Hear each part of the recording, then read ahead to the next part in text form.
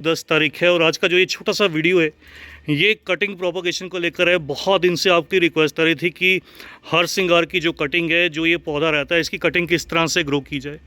तो मैंने कुछ दिन पहले एक वीडियो शेयर किया था जिसके अंदर मैंने आपको बताया था कि किस तरह से इस पौधे को इस मानसून के सीज़न में रिपोर्ट करना चाहिए, किस तरह से इसकी प्रूनिंग है वो करनी चाहिए ताकि हमें मल्टीपल ब्रांचेस मिल सकें। और जब पौधे पर मल्टीपल ब्रांचेस रहती हैं, ये पौधा अच्छे से फ्लरिंग करता है। आने वाला जो सीज़न रहता है मानसून के बाद का सीज़न, इस पौधे का ग्रोइंग सीज़न या फिर कह लीजिए फ्लरिंग सीज़न रहता है। तो ये मौसम बढ़िया रहता है। अगर आप हर सिंगार के पौधे की कटिंग ग्रो करना चाहते हैं तो इस मौसम में, मानसून सीज़न में कटिंग्स को ग्रो कर सकते हैं। कटिंग ग्रो करने के लिए सबसे पहले इस तरह से जो कटिंग की कह लीजिए कि जो मोटाई है वो कुछ पेंसिल टाइप रहनी चाहिए। जो इस तरह की कटिंग्स रहती हैं उसका रिज़ल्ट जो है वो बहुत अच्छा मिलता है। कटिंग्स को ग्रो करने के लिए सबसे पहले आपको क्या करना है, सबसे पहले इस तरह से जो नीचे की लीव्स रहती हैं कटिंग की, क्योंकि अगर ये लीव्स इसके साथ में रहेंगी तो बहुत चांसेस रहते हैं ये कटिंग का ड्राई होने का, कटिंग में से जो मॉइस्चर है वो ख़त्म होने लगता है। इसलिए सबसे पहला जो काम है इसकी नीचे की सभी जो लीव्स हैं वो रिमूव करना। तो सबसे पहले कटिंग की नीचे की जो जितनी भी पत्तियाँ रहती हैं उन सभी पत्तियों को रिमूव कर लेते हैं।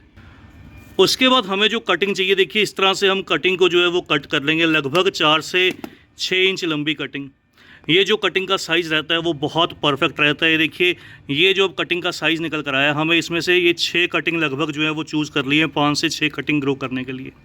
तो इस तरह से इन सभी कटिंग्स को हम आज ग्रो करने वाले हैं। इसका जो भी रिज़ल्ट रहेगा वो मैं आपके साथ शेयर करूँगा। तो ये देखिए इस तरह से हमारी जो कटिंग्स हैं वो ग्रो करने के लिए बिल्कुल रेडी हैं।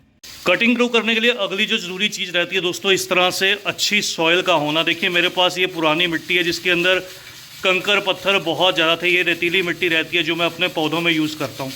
तो थोड़ा सा इस तरह से मैं इस मिट्टी को जो है वो छान लूँगा। उसके बाद देखिए ये हमारे पास बारीक कंकर पत्थर वाली बिल्कुल एक जो वेल ड्रेन्ड सॉइल है, जिसको कह सकते हैं कि सैंडी सॉइल, ये जो सॉइल है ये निकल कर आएगी। इस सॉइल के अंदर ये जो पौधे हैं, ये जो कटिंग्स हैं, ये बहुत आसानी के साथ ग्रो कर जाती हैं।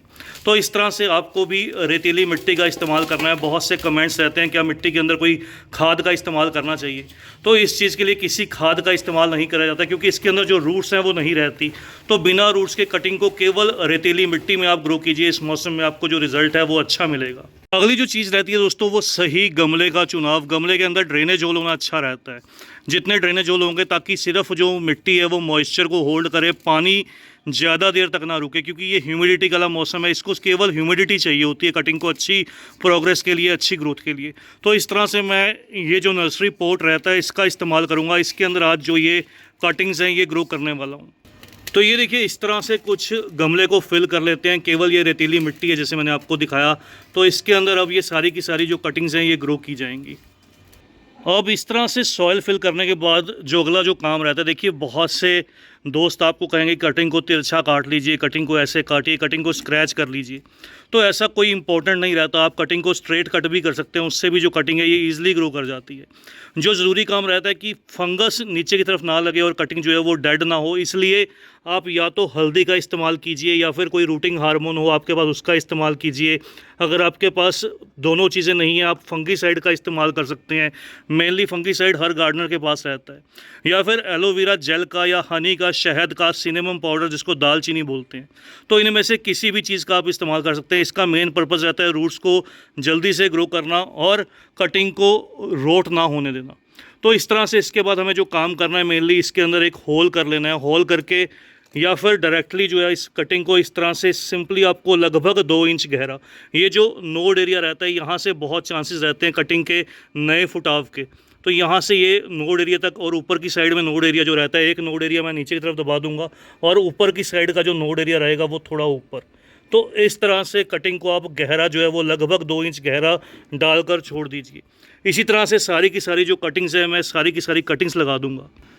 तो ये देखिए हमारी जो कटिंग्स हैं अब लग कर रेडी हैं। वैसे तो ह्यूमिडिटी का मौसम है, आपको इस कटिंग को कुछ कवर करने की ज़रूरत नहीं है, फिर भी आप चाहें तो इसको पॉली बैग से कवर कर सकते हैं। पहली बार अच्छे से इसको जो है वो पानी दिया जाएगा, थोरो वाटरिंग जिसको बोलते हैं, ताकि पानी जो है वो ड्रेन होल से बाहर निकल जाए। और नेक्स्ट टाइम इसको पानी तभी दिया जाएगा जब थोड़ा सा ऊपर से जो कटिंग है या ये मिट्टी है ऊपर से 1 आध इंच जो है वो ड्राई दिखेगी। एक जो और काम आपको करना है वो इस समय पर इसको बार बार चेक नहीं करना, हिलाकर नहीं देखना, और नहीं तो बहुत जो चांसेस रहते हैं कटिंग के ग्रो होने के वो ख़त्म होने लगते हैं। तो और इसको जो है वो शेडेड प्लेस में शिफ्ट किया जाएगा, जहाँ पर केवल इसको अच्छी रोशनी मिले, ब्राइट लाइट रहे, या सुबह सुबह की 1 आध घंटे की धूप मिले, बस उससे ज़्यादा कुछ नहीं। ऐसी जगह पर ही इसको शिफ्ट किया जाएगा। तो ये देखिए दोस्तों, अब हमारी जो कटिंग्स हैं वो पूरी तरह से रेडी हैं। मैंने अच्छे से पहली बार पानी दे दिया। इस समय पर आपके पास दोनों ऑप्शन है। चाहे तो आप इस तरह से इस कटिंग को कवर कर सकते हैं किसी भी पॉली बैग की मदद से, किसी बॉटल की मदद से। बस कटिंग हिले डुले ना, इस तरह से कवर करने से जो मॉइस्चर, ह्यूमिडिटी अंदर से उड़ेगा नहीं और बहुत जल्द जो कटिंग्स हैं वो ग्रो करने लगेंगी। दूसरा, अगर आप चाहें तो क्योंकि ह्यूमिडिटी हाई है, जहाँ पर बारिश लगातार जिस एरिया में चलती रहती है, वहाँ पर आप इनको ऐसे ओपन भी छोड़ सकते हैं। तो ये चॉइस आपकी, आप किस तरह से इनको ग्रो करना चाहते हैं। वेलकम बैक दोस्तों, और आज अक्टूबर की 10 तारीख है। ठीक 1 महीना हो चुका है हमें अपनी जो कटिंग्स हैं इस हर सिंगार पौधे की जो ट्रिमिंग की थी, ट्रिमिंग के बाद इसकी जो कटिंग्स हैं वो ग्रो की थी, उनको ग्रो किए हुए। हालांकि 1 महीने में देखिए इस पौधे ने जो अपनी ग्रोथ है वो बहुत अच्छे से की है। इसमें बहुत सी जो कलियाँ हैं वो बनना स्टार्ट हो चुकी हैं। बहुत जल्द ये हैवी फ्लावरिंग करेगा। और अगर बात करूं तो ये केवल एक 10 इंच के मिट्टी के गमले में लगा हुआ ही पौधा है, और इसकी कंप्लीट वीडियो फर्टिलाइज़र को लेकर यूट्यूब चैनल पर शैम्पीज़ गार्डन पर ही अवेलेबल है। तो उस वीडियो को आप ज़रूर से सर्च कीजिएगा। चलिए, अगर बात करें इस कटिंग के रिज़ल्ट की, तो रिज़ल्ट कुछ ऐसा है कि हमारी इस बार जो कटिंग्स हैं वो बिल्कुल ग्रो नहीं कर पाई। रीज़न ये हुआ कि हमारे यहाँ पर लगातार बारिश हुई। बारिश के चलते ये जो कटिंग्स है ये बाहर बारिश में ही रह गई, और लगभग इन कटिंग्स के ऊपर 4 दिन की या 5 दिन की लगातार जो बारिश पड़ी, इससे बहुत ज़्यादा मॉइस्चर मिला इन कटिंग्स को, जिससे ये कह लीजिए कि गल गई या सड़ गई, ऊपर से ख़राब हो गई, ड्राई हो गई। लेकिन जो हमने प्रोसेस किया था वो प्रोसेस 100% एक्यूरेट था। उसी प्रोसेस से जो इन कटिंग्स का रिज़ल्ट है वो एक्चुअल में मिलता है। तो देखते हैं इन कटिंग्स को बाहर निकाल कर क्या इनमें नीचे की साइड में कुछ रूट्स डेवलप हुई थी या नहीं हुई थी। तो मुझे उम्मीद है बिल्कुल किसी तरह की कोई रूटिंग इनमें जो है वो स्टार्ट नहीं हुई होगी। तो बिल्कुल ये देखिएगा, इन कटिंग्स में किसी तरह की कोई भी जो रूट्स हैं वो डेवलप होना स्टार्ट नहीं हुई। इस तरह से इनकी जो ऊपर से जो ये ब्रांचेज हैं सारी की सारी जो है ये ब्लैक होने लगी। लेकिन जब भी आप इस तरह से कटिंग को ग्रो कीजिए, लगभग 2 से 3 महीने का आप इंतज़ार कीजिएगा इनको बाहर निकालने से पहले, क्योंकि मुझे दिखाई दे रहा था कि ये जो ब्रांचेज हैं ये पूरी तरह से काली पड़ने लगी हैं। इसलिए मुझे पूरी उम्मीद थी कि इनका जो रिज़ल्ट है अब नहीं मिलेगा।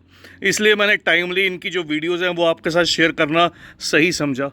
तो इस तरह से आप ज़रूर ग्रो कीजिएगा, अपना रिज़ल्ट चेक कीजिएगा। आपको हो सकता है रिज़ल्ट अच्छा मिल जाए, तो मैं नेक्स्ट टाइम फिर से ट्राई करूँगा, फिर से आपके साथ जो ये वीडियो है फिर से शेयर भी करूँगा। तो बस दोस्तों, बस आज की इस वीडियो में इतना ही, और जल्द ही मिलूँगा आपके साथ हर सिंगार की जैसे ही ये फ्लावर्स खिलने लगेंगे इन पौधों में, इसकी नई वीडियो के साथ। और जिन मेरे दोस्तों को डाउट रहता है क्या ये गमले में फ्लावरिंग करेगा या नहीं करेगा, तो बिल्कुल छोटे गमले में भी ये पौधा जो है वो बहुत अच्छे से ग्रो करता है, बहुत बढ़िया से फ्लावरिंग करता है। और लकी प्लांट होने के साथ साथ ये खुशबूदार पौधा भी है। बिल्कुल आप अपने गार्डन में इस पौधे को जगह दे सकते हैं। अभी के लिए परफेक्ट टाइम है इस पौधे को अपने गार्डन में ऐड करने का। तो जल्द ही मिलते हैं किसी और नए टॉपिक के साथ, किसी और नई वीडियो के साथ। तब तक के लिए bye, happy gardening, take care.